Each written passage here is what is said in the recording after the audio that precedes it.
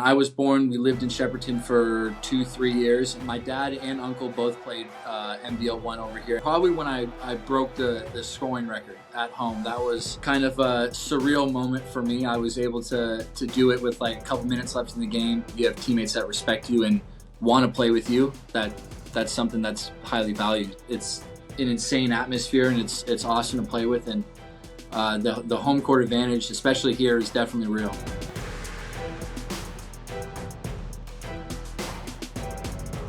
Well, welcome back to another episode of The Huddle, and this has been a very heavily requested guest so far in NBL 25. Elijah Pepper joins me from the Perth Wildcats. Mate, it's great to catch up, and I'm not kidding. I keep getting tweets, and I keep getting people DMing me saying, can we get a huddle with Elijah Pepper? Hey, I mean, I'm not going to complain. I'm happy there's some fans and people that want to hear a little bit about it. Well, I'm looking forward to hearing about your story because it is unique. It's different to a lot of the other Australian guards that we have. But firstly, rookie year, you've played a few rounds now. You've had an understanding of what it means to be a professional. How are you enjoying it so far? I mean, I've loved every second. I'm happy to be able to play basketball and get paid to do it. But I mean, it's also what I love, and it's been a little bit of an adjustment, but it's been fun and enjoyable. And it's something I think that's only going to get better from here on out, hopefully. Was there anything in particular that challenged you or that shocked you about coming to the NBL and I guess starting your professional career? Because we'll talk about your journey, successful high school career, college career especially. Did you understand what it meant to be a pro? Was there any like welcome to a professional moment for you? I mean, so far, no. I'm kind of happy I haven't had one of those experiences, but yeah, I mean, just the pace of basketball and the physicality is just a whole lot. It's a whole nother level compared to college. I mean, you got guys that are obviously much more developed. We're playing against grown adults now. You're not playing against 19, 20-year-olds. So, I mean, that's probably just the biggest thing is the physicality and pace of the game is a lot different. But I think we're getting used to it a little bit. You talk about grown adults, and I can't go through a Huddle episode with you without asking. The biceps. When did we just decide that, you know what, that's what I'm going to really excel at? I'm going to be the strongest guard that's ever played basketball on this planet. I mean, it actually was never really that big of a. I mean, it wasn't that huge of a deal to me. I'd prefer to be strong. I'd like to be a more physical guard, and that's always made it, especially in college, made it a lot easier to score when you have someone that's maybe a similar size, but you just happen to be able to overpower them a little bit, be a little bit stronger. But I think the biceps are kind of they've gotten, I guess, bigger. I don't know what's going on, but Perth loves to push the narrative that I'm the biggest or strongest basketball player there is, but I'm pretty sure Kelly's got it. Well, pound for pound might be a different, because we talk about guards, but yeah, Kelly LePepe, that's a different stratosphere. But I like to tell him that dude needs to be playing rugby or something like that. Anything. Offensive linesman, there's so many different things that he could do. But again, selfishly, I love watching all of you playing in the NBL. And here's my next question for that is, after your college career, why the NBL? Because you could have had a career anywhere to start with. Was it always the plan to at least start your professional career in the NBL with eyes on eventually the NBA? Yeah, I mean, my goal has always been the NBA. That's still the ultimate goal. That's the highest level of basketball in the world. So that's I think that's every basketball player's dream is to get to the NBA. But I honestly didn't realize how much of a opportunity there was in the NBL, probably until last year when I was considering either staying for my last year in college or just going professional out of that. And yeah, JR was one of the first guys that talked to me, and it makes it a lot easier having the Australian citizenship as well. That just makes playing in Australia is that much easier. I have the passport and stuff like that, so I can kind of come and go as I please. But yeah, that makes it a lot easier. And then, I mean, being Australian, everybody loves signing an Australian guy, especially in an Australian league. It's easy. So that's just the big thing. Tell us a little bit about your backstory, because those who aren't familiar, I'm talking to a Shepparton kid right now who grew up in Shepparton before moving to the States. Tell us about when you all started in Shepparton and what transpired to move to the United States. Yeah, so I mean, my dad he played NBL 1 over near Shepparton. I can't remember the town, but he played over there. Met my mom, who is Australian. She's the Australian one. And then I was born. We lived in Shepparton for 2, 3 years, and then once my dad was done playing basketball, we moved back to the States, and I grew up in Washington State, a little town called Sela, and just been playing basketball there ever since. Have you been back to Shepparton since? I went one time at the beginning of sophomore year of high school. Very, very, very small, to say the least.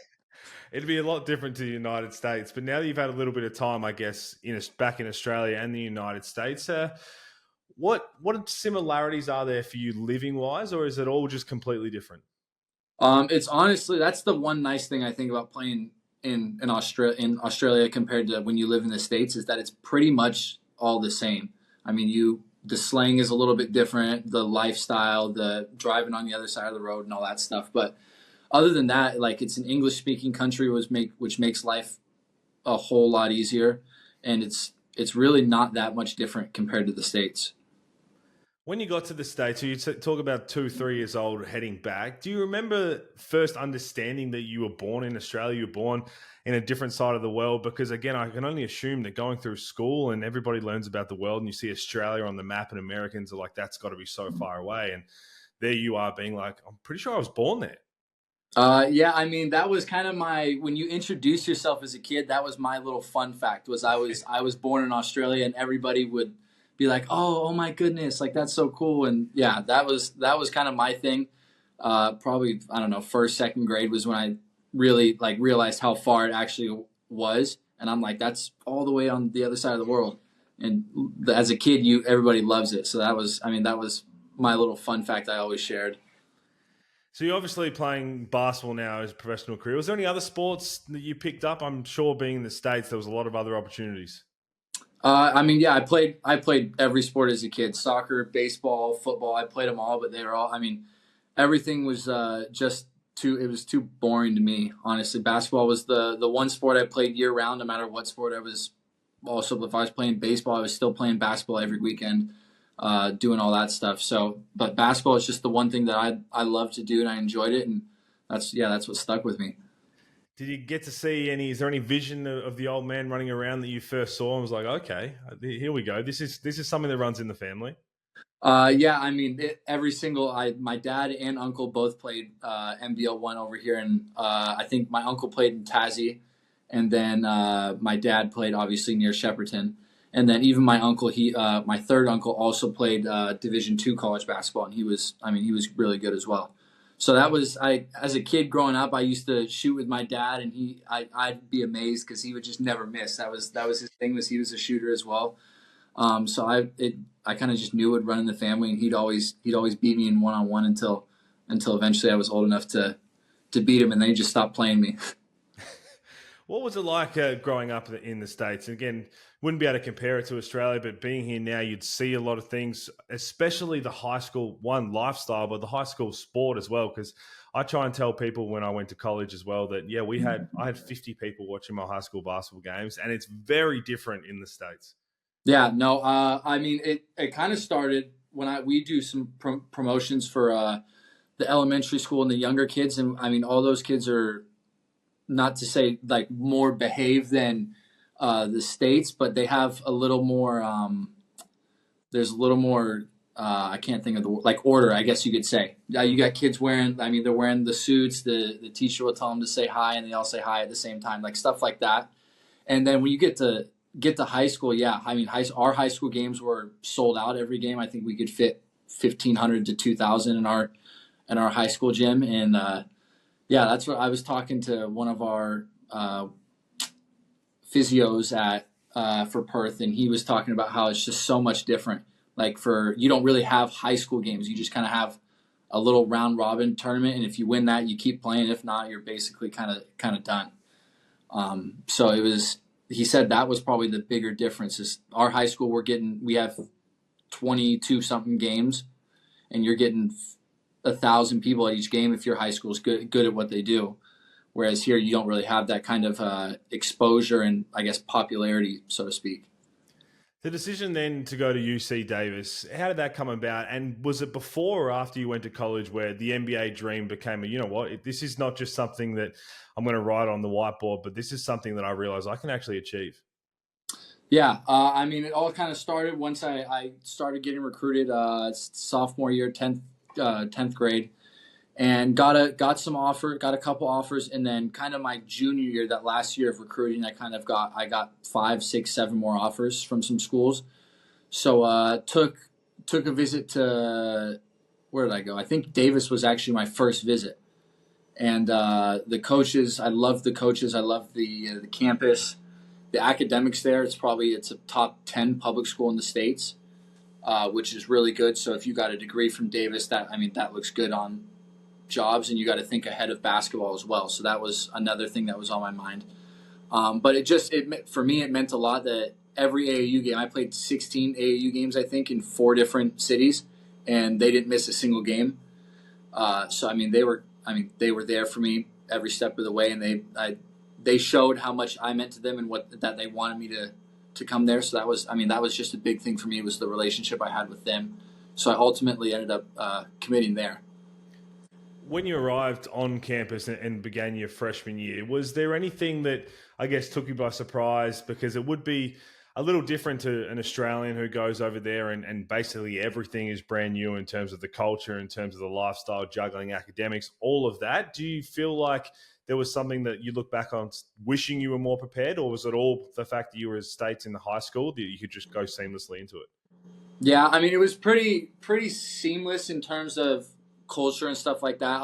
I grew up in the States. I mean, I kind of consider myself a little bit more of an American just because that's where I grew up, and kind of that's my hometown, so to speak, outside of obviously Shepparton, but I grew up in Sela.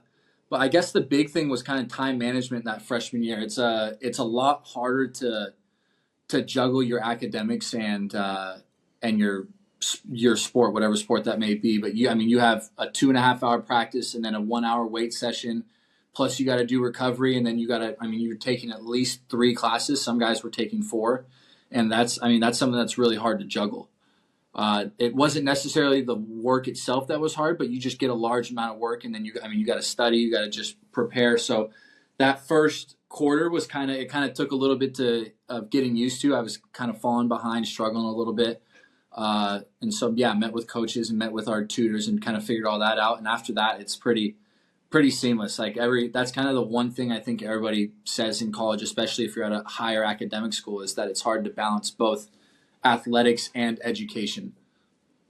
What about the other side of college when you are a freshman and you're going into it and you just see, you might have met some people beforehand or played with people, that college, there's a thing to experience off the court as well in terms of that lifestyle, understanding that everything else that goes on, you've got a bunch of kids, teenagers who are all trying to do different things. Did you allow yourself to, one, understand, look, I want to be able to experience this as well, but that comes with making sure that everything else doesn't drop? Yeah, I mean, it was kind of when I first got there, I didn't know a single person in the state of California.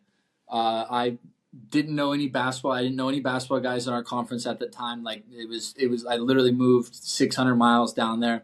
The hardest thing was really being away from family, because you're living at home at high school, and then all of a sudden I graduate in June, and end of August I'm down in California living in the dorms and rooming with one of my teammates and stuff like that. But that was the bigger thing. You obviously have there's the college parties and all that stuff that goes on, but freshman, sophomore, I wasn't really concerned with that stuff. I was more worried about, being focused on basketball and, putting in my work and earning my minutes, especially as a freshman. And you did that. Your college career speaks for itself. The all-time scoring record, we continue to see all the awards. What part about playing college, playing at that high level, did you enjoy the most? And what did you think changed most from Elijah Pepper, the freshman, to Elijah Pepper, the senior? Yeah, I think freshman year, it's a little bit similar to how it's going in Perth and even in high school. It's like when you first get with a new coach, it's hard for that coach to just have an immediate trust for you, so to speak. Not to say my college coach or JR didn't trust me, or high school coach, but it's hard to for them to just give you the green light kind of thing. So it's kind of just trying to find freshman year, first year pro, trying to find your minutes however you can. Whether that's hustle plays, defense, rebounding. If you gotta play, you have to play your role. And then going into that third year especially, I kind of had a jump from my first year, freshman to second year. I had a 5-point jump, and then that second to third year is where I really became kind of, I guess, the guy at Davis. And that was, I think that just comes with experience and trust. And I had the exact same coaching staff all 5 years, which I'm really grateful for that. And I think it really just comes with them being around you for 2-3 years. They get to experience you and know how you are, and that trust just automatically builds. And then they have that confidence in you to kind of give you the green light and let you play. And it just kind of kept going up then from year 3 to 4, and then year 4 to 5. You mentioned a little bit about the conversations, how it started as becoming a pro, whether you leave early the 1 year beforehand, and we've seen there's players in the league now who have done that. How hard was it to realize, okay, I could do it now, or I could go back? And mind you, when you did go back, it seems like it was worth it because of the numbers you put up, and again, the improvement you made in another year. Yeah, obviously I had JR wanted me to come last year. We had that conversation, and Perth was really the only place I was considering. I had a couple of NBA workouts and stuff like that, but just knew that draft that year was, that was the Wembanyama draft. That was probably the most stacked draft outside of 2003. So knew odds of getting drafted weren't high. And ultimately wanted to finish my degree because COVID messed some of that stuff up as well.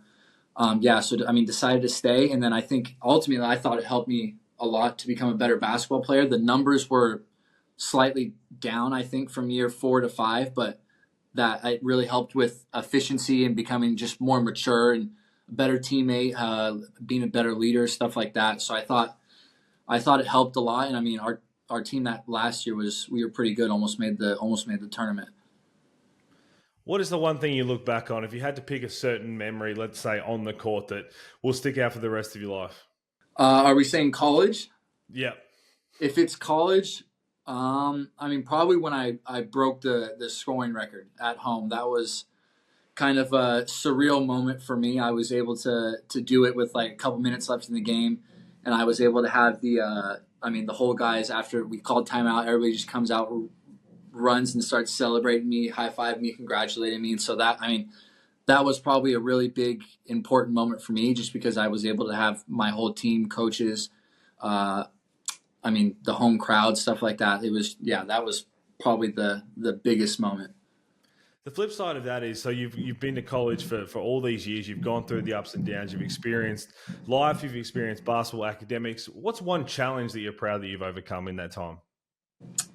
One challenge? Oh, I'd say early on, it was probably just being away from friends and family, learning to, live on your own a little bit, and also kind of getting myself out there. I'm more of an introvert, but it kind of forces you to, if you want to make some friends and stuff like that. That was a big deal. So kind of forcing myself to live on my own and kind of get out there in terms of just life and figuring myself out. And then, if we're talking basketball, just, maturing, growing as a leader and a teammate, and trying to figure out that side of things. Sometimes basketball isn't just about basketball. It helps you become so much more in terms of a person and just being a better guy or person, whoever you are.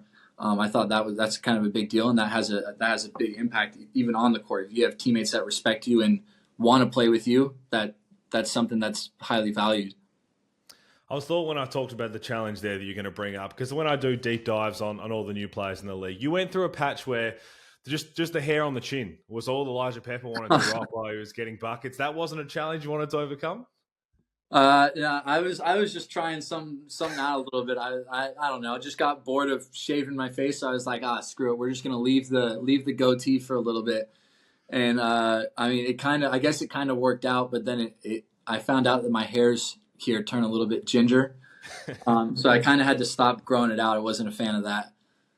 Well, now that you're in the NBL and the Perth Wildcats, what is a short-term goal of yours? And when we say short-term, the next year or two. We know you've had the chance to win the FIBA window and doing things like that. But if you had to think of something, obviously winning a championship is everybody's main goal. But what would a Mhm. short-term goal for you be?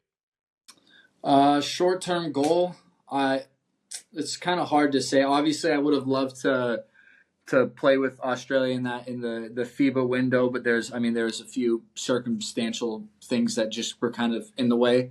Obviously, that's something that would be really important to me. But short term goal would just be, building a role and knowing that there's something to build on for, especially for next year. Uh, I guess that's the closest thing I can kind of think of. But yeah. Have you adapted back to the Australian lifestyle? I believe that you've been to a couple of footy games since you've been back. Yeah, I've enjoyed it so far. The footy games were electric. I went to the Derby out here, which is apparently a big deal. Yeah, but though there are a couple fights I got to witness. But in terms of lifestyle, yeah, just getting used to the slang a little bit has also been kind of frustrating. There's people have said some things, and I had to look at him and ask him to just explain it in a totally different way because I didn't get it. Well, it's interesting for you, isn't it? Because again, when you say, yeah, I'm from Shepparton, but obviously with the accent, when we've seen a lot of Australian basketballers go over to the States, whether it's college or NBA, and pick up an accent, and we're sitting here shaking our heads. But there's a very understandable reason for why you are. Are you a coffee drinker? Did you have to figure that out at all? Yeah, I in the States, obviously the coffee's very sugary and sweet and all the extra flavor. And I get here and I ask for I would get a caramel macchiato in the States, which is like, That is as American as it comes to yeah. offer. So that's caramel pumps with a bunch of sweetener basically. That was the one thing I kind of started drinking that a couple months before I got here. And then I went to order it, and I was with the coaches at the time, and they just looked at me like I was the biggest idiot in the world. So I've figured out a little bit. I'll just get a flat white with like one sugar. But I'm not a huge coffee drinker, but I'll indulge a little bit every now and then. Every time I talk to a new Wildcat, if you need to find out, just talk to Damo. Damo knows where they are. Damo will take you and hopefully shout you. He still owes me a couple of coffees. But what about food-wise? Growing up, the food in America compared to here in Australia, is it a bit of an adjustment at all? Yeah, a little bit. I think the food here is. The first thing is the prices. If you wanted to get like in the States, your processed all the unhealthy food is really cheap, and all your healthy food is much more expensive. Whereas here, it's the exact opposite. Which if you want to go buy ice cream, it's like $15. But then if you want to get a steak, it's like a quarter of the price it'll cost you in the U.S. So that helps. It's really easy to eat healthy because it's nice on my wallet as well as it being good for me. But I did have to try like the KFC and McDonald's once or twice just to see if there was a real difference. And I will say it's much better than the States. The chicken actually tastes like chicken. Whereas McDonald's and KFC in America, I wouldn't do it to say Yeah, like. I can attest to that. It's about time I've had some KFC chat on the huddle, and it's got my eyes lit up a little bit right there. Talk to me a little bit about arriving in Perth now. So you've been there for long enough. What do you get up to when you're not practicing, when you're not hooping? Uh, I mean, I've got to experience the beaches a little bit more now. Scarborough, and the city beach as well. Those are really nice and fun to kind of visit and go to dinner out there. But for the most part, I'm really an introverted guy. I'll stay home, watch movies, play video games with friends back home and stuff like that. I don't really do much other than basketball, to be quite honest. Has the family come out yet? They planning to come out around Christmas or anything? I don't think they're going to come out this year. Sadly, we had a family vacation scheduled early in the year for basically the exact same time I left to come to Perth. So I missed the family vacation and had to move out here, and that they used up all my parents' like vacation days for work and stuff like that. I know my mom wants to, so I think she's going to try and come at least next year because obviously she has family out near Melbourne and stuff like that. So she was more excited for me coming out here than I was almost. Well, I don't want to ruin a surprise. That sounds like there's a surprise brewing. So I wouldn't bank on them not coming. There sounds like there might be something in the water. But the decision, obviously, to join Perth and chatting with John, really, when you understand what you're about to walk into and be teammates and learn, play alongside one of the greatest we've ever seen in the NBL in Bryce Cotton, what has that been like? Yeah, I mean, it's been an amazing experience to have. It's been awesome to learn from. I mean, as you said, the guy's one of the best import NBL players of all time, if not the best. And so it's been great to go up against him in practice and compete and just learn from him. And he's an awesome dude to hang out with. You know, you hear stories of some guys that are superstars that some people just don't like, and Bryce is the exact opposite of that. He's super down to earth. He really, I mean, cares about his teammates, and he's been great to play alongside with and learn from, especially. What about the first taste of the Red Army? Because when that place is sold out and that place is jumping, there's really no place like it. And I can experience some big college atmospheres, and I'm sure you have as well. But professionally, playing at RSC Arena when that place is sold out and they're getting into it, it's pretty special. Yeah, I mean, it was my first time. It was electric. Obviously, the first round was a little bit kind of off-putting because of what they had. I can't remember what it was called, but they had that going. Yeah, they had that, and it made it a little weird, not what I expected. And then we go and play, I think, Melbourne and Sydney the very next two games. And the Sydney game especially was when I kind of really felt that you get on a little run, and everybody's behind you, and it's an insane atmosphere, and it's awesome to play with. And the home court advantage, especially here, is definitely real. And especially over the last few weeks when we've seen your play with Bryce Cotton out and you and Ben Henschel stepping up, being able to do that when Bryce is out, but not just on your own, but to do it alongside a player, a young up-and-coming star like Ben as well, where you've got two guys similar in ways but very different in others, is it make it more enjoyable because you're basically the same age, you're basically going for the same thing? Yeah, I mean, I wouldn't say more enjoyable because obviously it's been, I mean, sucky to see Bryce hurt, obviously. But, I mean, with him being hurt, that also opens up more opportunities for, I mean, us younger guys especially. So I would say the opportunity itself has been really, really fun and enjoyable, and it's been nice to get that experience early, which I think, especially down the road, could be very important if you get in I mean, Lord forbid, but if there's any other injuries or something like that, and you're in a important game in the season where you need to win for a better seed in playoffs or something like that, you guys have that experience already. So I think it's been fun playing alongside Henny, and it's been awesome to gain that experience. But obviously, you don't want one of your best players to be hurt for you to have to experience that as well. And you spoke about some of the challenges that come with playing in the NBL for the first year, and Wildcats trying to figure out how to go on the road and win. And again, we talk about travel. There's only a couple of teams that I believe can really talk about it, and that is one of them is the Perth Wildcats. Is it something that kind of slapped you in the face the first couple of times, or did you understand, look, okay, we've got a flight across the other side of the country, we've got to play, we played last night, or was it just something that was never going to be able to prepare for? It was definitely something, at least for me, it hit me kind of like a brick wall almost. I mean, it was the first time where you played a night before and then you travel the very next day and you have a game the day after that. And I was feeling good. I'm like, all right, this might not be as hard as it seemed. And then you go out there, first 3 minutes, and my legs were just tight, like super tight, super tired. It felt hard to get my legs underneath me. And I think that it's just something you got to adjust to. I don't want to say that's an excuse for why we've lost the last two games on the road, but it's definitely something that impacts it and something that you got to overcome and adjust to, which I think eventually that we'll get there. You can let me do the excuses if I have to, because as I said, there's only a couple of teams that are allowed to talk about it, and the Perth Wildcats are definitely one. Elijah, it's been great to catch up. As I said, you've been heavily requested for a lot of fans. You've quickly become a fan favourite. Mate, thank you for jumping on. No, thank you. I appreciate you having me. It's been fun. Thanks, everybody, for listening. Catch Elijah in action. A couple more games before the FIBA break, and we'll talk to you soon.